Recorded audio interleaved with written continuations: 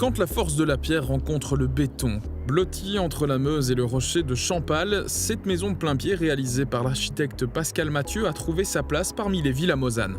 Pas toujours évident de construire dans cette région, mais cette maison littéralement posée sur un immense puzzle de béton s'est accommodée des contraintes.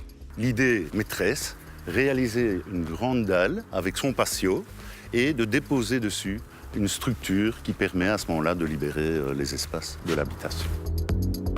Pascal Mathieu et son maître d'ouvrage cherchaient la légèreté dans la conception de cette demeure bâtie sur un terrain meuble.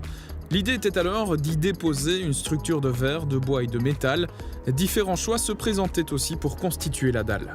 Ici, on a fait le choix de travailler avec ces dalles préfabriquées, qui est une entreprise de la région qui les a conçues, pour avoir déjà un fini.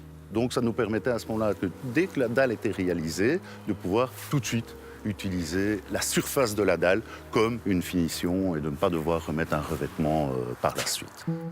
De plus en plus, le béton trouve sa place dans l'architecture moderne. Sol en béton lissé, ourdi apparent, diverses formes existent et les architectes s'amusent avec ce produit malléable à souhait. Le béton est un élément très plastique en soi. Donc on peut lui donner beaucoup de formes différentes. À partir du moment où on a une main-d'œuvre qui sait l'utiliser, faire ses coffrages, etc. et on lui donne des formes. Comme par exemple imprimer divers motifs sur le béton, empiler les dalles pour réaliser une terrasse au graphisme aléatoire. Mais attention, là où le béton a parfois été utilisé exclusivement par le passé, Pascal Mathieu a plutôt privilégié une utilisation parcimonieuse.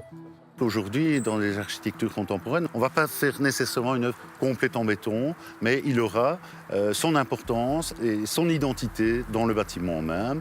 Pourquoi ? Parce qu'il va peut-être occuper que certains postes dans le bâtiment et il y aura d'autres matériaux qui trouveront leur place. La preuve dans cette maison, l'ensemble des matériaux donne une touche de chaleur qui contrebalance parfaitement l'aspect du béton.